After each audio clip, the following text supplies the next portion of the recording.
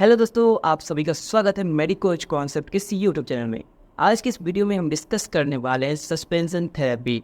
और suspension therapy एक exercise therapy का एक इम्पॉर्टेंट सा टॉपिक है। इसको समझना बहुत ज़रूरी है। तो चलिए शुरू करते हैं बिना किसी रुकावट के। तो सबसे पहले हमारे दिमाग में क्वेश्चन आता है कि ये सस्पेंशन थेरेपी क्या होता है। तो बेसिकली ये एक टाइप का थेरेपी है जिसमें हम किसी भी बॉडी पार्ट को या पूरा बॉडी को सस्पेंड करते हैं, मतलब लटकाते हैं किसी भी स्लिंग से। स्लिंग क्या होता है? एक रस्सी होता है और एक वो पैड रहता है जिसको हम बांधते हैं, और एक ऊपर में पुल्ली टाइप का सिस्टम रहता है, उससे हम लटकाते हैं और उससे मूवमेंट करवाते हैं। तो ये क्या है? आपका सस्पेंशन थेरेपी। मतलब कि इस वे में हम पेन को कम कर सकते हैं या पेन को हमेशा हमेशा के लिए दूर भगा सकते हैं।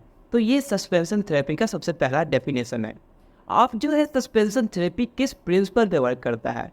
तो बेसिकली सस्पेंशन थेरेपी 3 प्रिंसिपल पे वर्क करता है। पहला है फ्रिक्शन, दूसरा है पेंडुलम मूवमेंट एंड तीसरा है मूवमेंट एलिमेटिंग ग्रेविटी। फ्रिक्शन क्या होता है ना, जब दो सरफेस आपस में फ्रिक्शन होता है, मतलब कि टकराते हैं तो फ्रिक्शन प्रोड्यूस होता है। तो बेसिकली फ्रिक्शन दो तरह के होते हैं, एक स्मूथ सरफेस वाले फ्रिक्शन, एक होते हैं रफ सरफेस वाले फ्रिक्शन। स्मूथ सरफेस वाले फ्रिक्शन में क्या होता है? जो फ्रिक्शन होता है बहुत ही स्मूथ होता है, मतलब कि कम होता है। यहाँ पे जो मूवमेंट होगा वो कैसा होगा? स्लिपरी होगा। और वहीं पे रफ सरफेस होगा, यहाँ पे फ्रिक्शन क्या ज़्यादा लगेगा? ज़्यादा फ्रिक्शन लगेगा। और यहाँ पे जो मूवमेंट होगा वो क्या होगा? अपोजिट मूवमेंट होगा, और यहाँ पे स्लिपरी मूवमेंट नहीं होगा। इसके बाद इसी प्रिंसिपल पे जो हमारा सस्पेंशन थेरेपी वर्क करता है। तो सस्पेंशन थेरेपी इसी प्रिंसिपल पे वर्क करता है। ऐसे फ्रिक्शन जहाँ पे फ्रिक्शन कम हो वहाँ पे मूवमेंट इजली हो जा रहा है, जहाँ पे फ्रिक्शन कम हो वहाँ पे बॉडी पार्ट का मूवमेंट इजली हो जा रहा है। तो ये फ्रिक्शन के प्रिंसिपल है। अब हम प्रिंसिपल बात करते हैं पेंडुलम की। पेंडुलम क्या होता है? पेंडुलम एक हैवी ऑब्जेक्ट है जो कि किसी रस्सी पे सस्पेंडेड होता है और वो टू एंड फ्रो मूवमेंट करता है। तो इंसान की बॉडी में बात करें तो ये टू और फ्रो मूवमेंट करता है ना, तो जब एक राउंड कंप्लीट करता है उसे हम ऑसिलेशन कहते हैं। क्या कहते हैं? ऑसिलेशन कहते हैं। उसी तरह इंसान की बॉडी की बात करें तो हमारा जो पेंडुलर मूवमेंट है वो बेसिकली आपको कहाँ देखने मिलेगा? पहला जो आपको दिखने मिलेगा वो हिप पे, दूसरा है शोल्डर पे। हिप पे और शोल्डर पे आपको पेंडुलर मूवमेंट देखने को मिलता है। सिंपल एग्जांपल की बात करें तो forward leg movement and swinging of arm is the example of pendular movement. और इसी प्रिंसिपल पे हमारा सस्पेंशन भी वर्क करता है, जो हमारे रेंज ऑफ मोशन को इंक्रीज कर सकता है, हमारे मसल प्रॉपर्टी को गेन कर सकता है, और हमारे मसल के लेग को इंक्रीज करके उसके जो डिफॉर्मिटी है उसको कम करने में हेल्प करती है। तो ये है पेंडुलर मोशन। थर्ड है आपको एलिमेटिंग ग्रेविटी मूवमेंट। एलिमेटिंग ग्रेविटी मूवमेंट क्या होता है? तो एलिमेटिंग ग्रेविटी मूवमेंट मतलब कि यहाँ पे ग्रेविटी का कोई भी रोल नहीं है। फॉर एग्जांपल, आप ये अगेंस्ट द ग्रेविटी मैं ये मूवमेंट कर रहा हूँ। क्या कर रहा हूँ? अगेंस्ट द ग्रेविटी मूवमेंट कर रहा हूँ, और ये एलिमेटिंग ग्रेविटी मूवमेंट है। अगर हम सस्पेंशन लगाते हैं तो यहाँ पे ग्रेविटी का कोई भी रोल नहीं होगा, और इसको हम कहते हैं एलिमेटिंग ग्रेविटी सस्पेंशन। और ये अगेंस्ट द ग्रेविटी नहीं, एलिमेटिंग ग्रेविटी होता है। This is all about principle of suspension.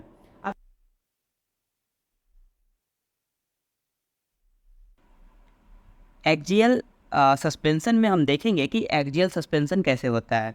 तो मान लीजिए कि ये पेशेंट लेटा हुआ है बेड पे, और ये कौन से पोजीशन में है? सुपाइन पोजीशन में है। पेशेंट जो है सुपाइन पोजीशन में है, और ये है हमारा सस्पेंशन का जो ऊपर वाला रॉड होता है वो है। तो हम सबसे पहले जो ज्वाइंट का जो एक्सिस है वो हम किस लेवल पे लेंगे? शोल्डर के लेवल पे लेंगे। ये शोल्डर है, ये शोल्डर के लेवल पे हम ज्वाइंट एक्सिस का एक लेवल लेंगे। ये शोल्डर का परपेंडिकुलर एक्सिस है। क्या है? परपेंडिकुलर एक्सिस है। ठीक है, तो ये जो आपको ब्राउन कलर का दिख रहा है ये परपेंडिकुलर एक्सिस है।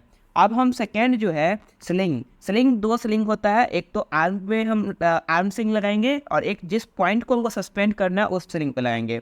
तो आर्म स्लिंग हम कहाँ लगाएंगे? ज्वाइंट वाले एरिया में। तो क्या है? शोल्डर के लेवल पे तो हमें लेना है क्या? आपको ज्वाइंट एक्सिस लेना है सस्पेंशन का। और दूसरा है स्लिंग हम सबसे पहले ज्वाइंट पे लेंगे। तो हम एल्बो ज्वाइंट पे यहाँ पे हम स्लिंग ले रहे हैं। क्या ले रहे हैं? एल्बो ज्वाइंट पे हम यहाँ पे स्लिंग ले रहे हैं। स्लिंग को हम कहाँ अटैच करेंगे? At the level off shoulder के एक्सिस पे यहाँ पे हम स्लिंग को सस्पेंशन में ऐड करेंगे। उसके बाद जो आपका रिस्ट उसके बाद जो आपका जिस पार्ट को हमको स्विंग करवाना है तो वो लेंगे। तो आपको ये ग्रीन कलर का दिख रहा है, तो ये एक और सस्पेंशन है, सस्पेंशन आर्म है। ये आर्म था और ये सस्पेंशन आपके रिस्ट पे लगेगा और हैंड पे लगेगा, और रिस्ट और हैंड पे लगेगा। तो ये आपका एक और स्लिंग हम किस लेवल पे लिए हैं, शोल्डर के लेवल पे ही ये स्लिंग को हम लगाए हैं। अब क्या होगा कि पेशेंट जो है अपना अगेंस्ट ग्रेविटी नहीं करके एलिमेटिंग ग्रेविटी करेगा। क्या करेगा, अगेंस्ट ग्रेविटी नहीं होगा, क्या होगा, एलिमेटिंग ग्रेविटी होगा। क्या होगा, एलिमेटिंग ग्रेविटी होगा। कौन सा ग्रेविटी, एलिमेटिंग ग्रेविटी। तो जब ये आर्म करेगा एबडक्शन एडक्शन होगा। तो एबडक्शन मतलब अवे फ्रॉम द बॉडी, जब ये जो इसका आर्म है ये एलिमिनेटिंग ग्रेविटी करते हुए अवे फ्रॉम द बॉडी होगा, और फिर ये एबडक्शन होगा, ये भी एलिमिनेटिंग ग्रेविटी करके टुवार्ड द बॉडी होगा। तो इस तरह एक्सियल सस्पेंशन आपका वर्क करता है। तो सबसे पहला स्लिंग आपको एक ही देखना है, शोल्डर के लेवल पे हम इसका परपेंडिकुलर एक्सिस लेंगे। उसका जो दो स्लिंग होता है, एक आर्म स्लिंग होता है, एक रिस्ट स्लिंग है। इस पार्ट को हमको लगाना है, उस स्लिंग को हम रिस्ट स्लिंग कहते हैं। तो पहला पार्ट जो आपका जो है आर्म स्लिंग किसी के ज्वाइंट के लेवल पे ही लेते हैं। क्या लेते हैं, ज्वाइंट के लेवल पे लेते हैं, ज्वाइंट के पॉइंट पे ही हम आर्म स्लिंग को लेते हैं। तो यहाँ पे हम आर्म स्लिंग ले गए और उसके बाद एक और ले लिए। तो ये आपका एक्सियल सस्पेंशन है। अब हम देखने वाले हैं वर्टिकल सस्पेंशन। तो इसमें आपको दिख रहा होगा कि ये जो पेशेंट है ये भी सुपाइन पोजीशन में लेटा हुआ है। ये इसका हिप है, ये इसका नी जॉइंट है, एंड दिस इज एंकल और फुट बोल सकते हैं। तो इस वर्टिकल सस्पेंशन में जो है पॉइंट ऑफ सस्पेंशन जो है वो एक्सिस की तरह लिया जा सकता है। फॉर एग्जांपल नी जॉइंट का जो सस्पेंशन पॉइंट है, इसका जो एक्सिस है वो इसके सीधा सीधी रहना चाहिए, एकदम बिल्कुल स्ट्रेट रहना चाहिए। मतलब कि सस्पेंशन का जो पॉइंट है वो एक्सिस इसके बेसिस पे ही हम ले सकते हैं। सेकेंड जो आपका सेकेंड स्लिंग है, ये थ्री डायमेंशन स्लिंग है। इसमें भी इसका जो पॉइंट है, पॉइंट ऑफ सस्पेंशन, ये इसके एक्सिस पे ही है। तो दो हम स्लिंग लगा दिए अच्छे से। अब यहाँ पे क्या होता है ना वर्टिकल सस्पेंशन में, तो वर्टिकल सस्पेंशन बेसिकली सपोर्ट के लिए यूज किया जाता है। वर्टिकल सस्पेंशन बेसिकली सपोर्ट के लिए यूज किया जाता है, और यूज किया जाता है तब क्योंकि इसमें रेंज ऑफ मोशन भी कम होता है। हम जैसा जानते हैं कि इस वर्टिकल सस्पेंशन में रेंज ऑफ मोशन भी कम होता है। फॉर एग्जाम्पल जब हम हिप का एबडक्शन या एडक्शन करवाएंगे, जब हम हिप का एबडक्शन या एडक्शन करवाएंगे तो इसका रेंज ऑफ मोशन कम रहेगा। तो सिंपल टर्म मैं ये कहना चाहता हूँ कि जो ये वर्टिकल सस्पेंशन है, इसमें जो पॉइंट ऑफ सस्पेंशन होता है वो इसके एक्सिस पे ही होता है। क्या होता है, इसके एक्सिस पे होता है। और इसको हम क्यों करते हैं, इसको हम इसलिए करते हैं, इसका यूजेज हम बता रहे हैं कि तो ये हमारे बॉडी पार्ट को सपोर्ट करता है। क्या करता है, बॉडी पार्ट को सपोर्ट करता है। सेकेंड, ये प्रेशर शोर को कम करने में हेल्प करता है। क्या करता है, प्रेशर शोर को रिड्यूस करने में हेल्प करता है। और इसका जो हम मूवमेंट कराएंगे, इसके लेग का जो मूवमेंट कराएंगे, एबडक्शन एडक्शन करवाएंगे, तो एक लिमिटेड रेंज ऑफ मोशन में इसका एबडक्शन और एडक्शन होगा। क्योंकि हम यहाँ पे जो एबडक्शन और एडक्शन करा रहे हैं वो क्या है, एलिवेटिंग ग्रेविटी करा रहे हैं। क्या करा रहे हैं, एलिमेटिंग ग्रेविटी, नॉट अगेंस्ट ग्रेविटी। हम अगेंस्ट ग्रेविटी नहीं करा रहे हैं, क्या करवा रहे हैं, एलिमेटिंग ग्रेविटी करा रहे हैं। और इसका जो मसल पावर होगा 2 होगा। तो 2 से ऊपर वाले में हमें ज़रूरत ही नहीं पड़ती है सस्पेंशन की। तो जो भी मसल पावर 2 से कम है, 2 है, उसमें हम सस्पेंशन दे सकते हैं एलिमेटिंग ग्रेविटी में। 2 में हम एलिमेटिंग ग्रेविटी सस्पेंशन देंगे, और ये रहा आपका वर्टिकल सस्पेंशन। अब हम डिस्कस करने वाले हैं पेंडुलर सस्पेंशन। तो पेंडुलर सस्पेंशन इस डायग्राम में आप देख सकते हैं। इस डायग्राम में बेसिकली ये है कि पेंडुलम की तरह होना चाहिए। क्या होना चाहिए, पेंडुलम की तरह। तो ये एक पेंडुलम की तरह है, और मूवमेंट इसका जो होगा टू एंड फ्रो होगा। तो ये अगेंस्ट द ग्रेविटी इसमें मूवमेंट होता है। क्या होता है, अगेंस्ट ग्रेविटी मूवमेंट होता है। क्या होता है, अगेंस्ट द ग्रेविटी मूवमेंट होता है। जब हम इसको मूव करेंगे तो ये एंटेरियर पोस्टेरियर जा सकता है। क्या जा सकता है, एंटेरियर पोस्टेरियर, मतलब आगे पीछे हो सकता है, इधर भी हो सकता है और इधर भी हो सकता है। तो ये अगेंस्ट द ग्रेविटी हो रहा है। और जो हम जानते हैं पेंडुलम का जो मूवमेंट होता है वो किस तरह होता है, तो ये एक धागा है और यहाँ पे एक मोटा सा स्टोन है या कुछ भी है, और इसका जो मूवमेंट टू और फ्रो होता है। तो उसी तरह अगर यहाँ पे हम देख रहे हैं बीच में ये एक स्लिंग लगाया गया है, तो इसका मूवमेंट टू और फ्रो हो रहा है, मतलब आगे पीछे हो रहा है। और ये अगेंस्ट द ग्रेविटी होता है, मतलब कि एलिमेटिंग ग्रेविटी नहीं होता है, अगेंस्ट द ग्रेविटी होता है। तो सिंपल भाषा में हम यही कर सकते हैं। तो ये आपका सस्पेंशन थेरेपी है, वो भी पेंडुलर वाला। तो उम्मीद करता हूँ कि आपको ये समझ में आया होगा। अब हम बात करेंगे पेंडुलर सस्पेंशन के यूजेज। ये मसल के प्रॉपर्टी को मेंटेन करता है, ये मसल के एंड्योरेंस को बढ़ाता है और ये मसल के पावर को भी इंक्रीज करता है, सस्पेंशन वो भी पेंडुलर वाला। तो ये था आपका सस्पेंशन क्या होता है, सस्पेंशन थेरेपी के टाइप्स क्या होते हैं, इसके प्रिंसिपल क्या होते हैं। अब हम डिस्कस करने वाले हैं effect of suspension therapy. Effect of suspension therapy की बात करें, सबसे पहले जो है सस्पेंशन थेरेपी हम पेन को रिड्यूस करने के लिए देते हैं।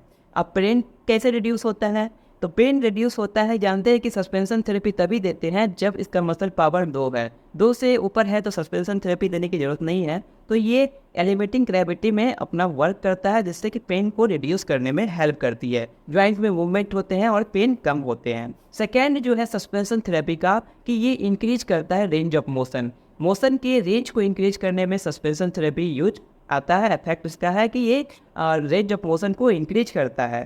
थर्ड जो है ये मसल के स्ट्रेंथ को इन्हांस करता है, जो सस्पेंशन थेरेपी है ये हेल्प करती है मसल के स्ट्रेंथ को इन्हांस करने में। फोर्थ इफेक्ट की बात करें तो इम्प्रूव करता है balance and coordination. Suspension therapy help करती है हमारे बॉडी के कोऑर्डिनेशन और बैलेंस करने में हेल्प करती है। इसके बाद ये इन्हांस करता है किसका, प्रॉपर मूवमेंट ऑफ पैटर्न को, प्रॉपर मूवमेंट पैटर्न को भी इन्हांस करता है कि बॉडी का जो मूवमेंट का जो पैटर्न है वो प्रॉपर हो सके। इसके बाद ये इंक्रीज करते हैं ब्लड सर्कुलेशन को, ब्लड सर्कुलेशन इंक्रीज होता है तो हीलिंग प्रोसेस में, मतलब कि पेन को रिड्यूस करने में हेल्प करती है। Now we will discuss about uses and indication of suspension therapy. तो इंडिकेशन एंड यूजेज मतलब कि किस चीज़ में यूज किया जाता है और किस कंडीशन में हम दे सकते हैं सस्पेंशन थेरेपी को, उसके बारे में डिस्कस करेंगे। तो सबसे पहले आता है मस्क्यूलो स्केलेटन सिस्टम। क्या है musculo skeleton system? Musculo skeleton disorder में हम दे सकते हैं सस्पेंशन थेरेपी को।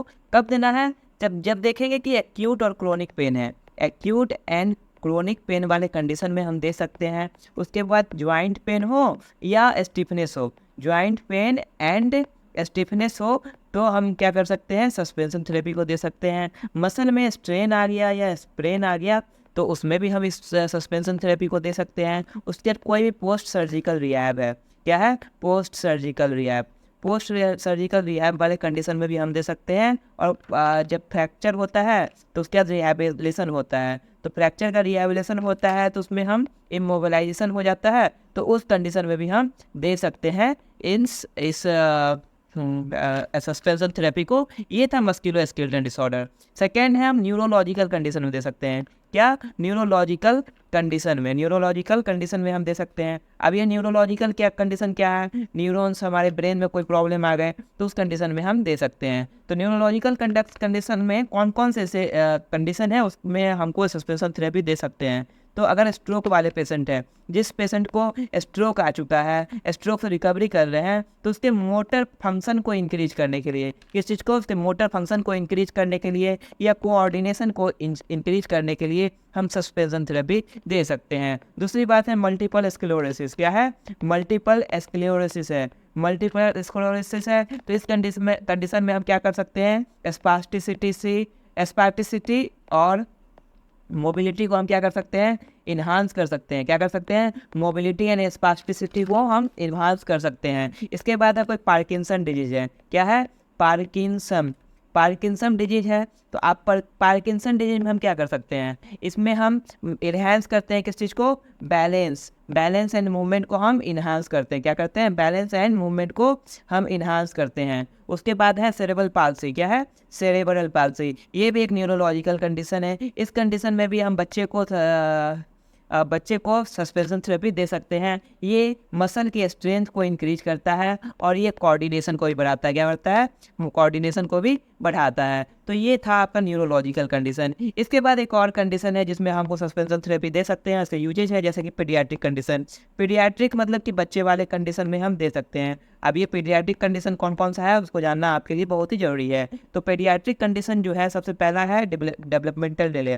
तो बच्चे होते हैं ना उसमें डेवलपमेंटल डिले होते हैं, एक प्रॉपर टाइम पे जो डेवलपमेंट होना चाहिए वो नहीं हो पाता है। अगर 6 महीने का बच्चा है तो उसको उसका प्रॉपर ब्रेन का फंक्शन नहीं हो पा रहा है, तो जो काम उसको 6 महीना में करना था वो 12 महीना में कर रहे हैं, तो यहाँ पे डेवलपमेंटल डिले हो गए। तो इस वाले कंडीशन में सस्पेंशन थेरेपी हम दे सकते हैं बच्चों को।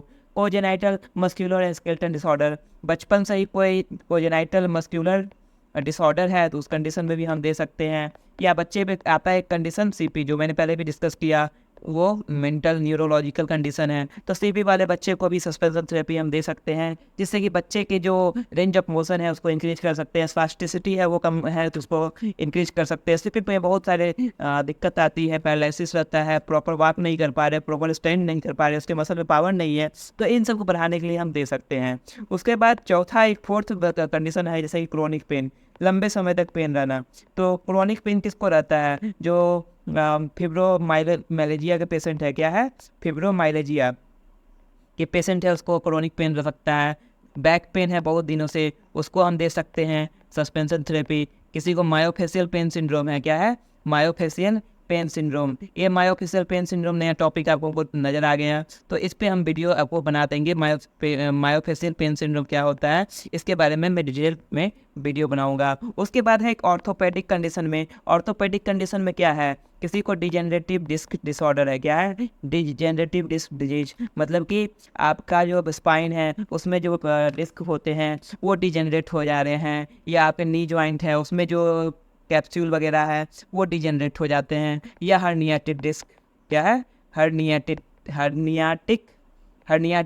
डिस्क है, मतलब कि आपके बैक में जो क्या कहते हैं स्पाइन है, स्पाइन के बीच में जो कैप्सूल है वो बल्ज आउट हो जाता है, तो ये क्या हो जाता है, हर्निएटेड डिस्क है, उसमें दे सकते हैं। अगर किसी को सियाटिका का कंडीशन है उसमें भी सस्पेंशन थेरेपी हम दे सकते हैं। स्पोर्ट इंजरी, अगर कोई पेशेंट है उसको स्पोर्ट इंजरी है, एथलीट्स है, तो उस कंडीशन में भी हम दे सकते हैं आपको ये suspension therapy.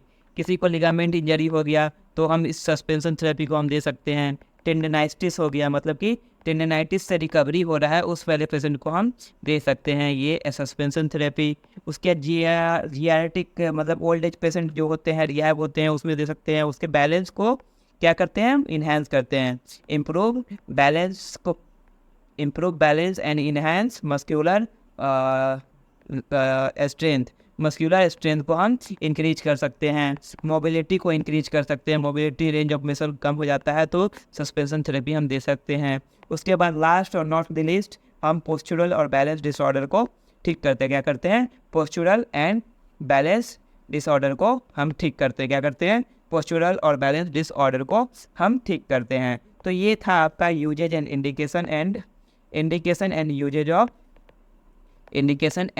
Usage of suspension therapy. तो यहाँ तक आपको समझ में आ गया होगा।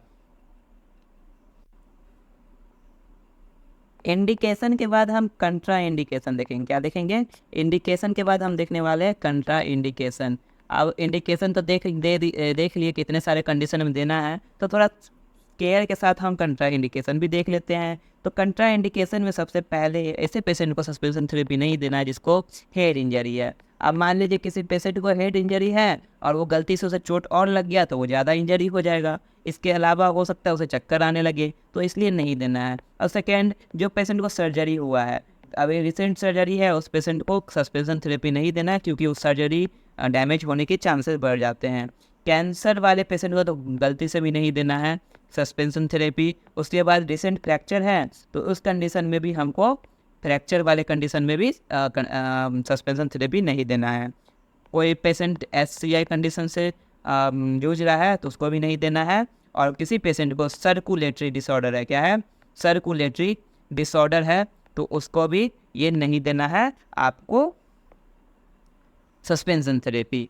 तो उम्मीद करता हूँ कि आपको ये वीडियो पसंद आया है और अपने दोस्तों के साथ शेयर ज़रूर कीजिए, क्योंकि आपके शेयर से इस चैनल ग्रो होगा, जिससे हमें और भी मोटिवेशन मिलेगी और मैं इसी तरह का वीडियो बनाते रहूँगा।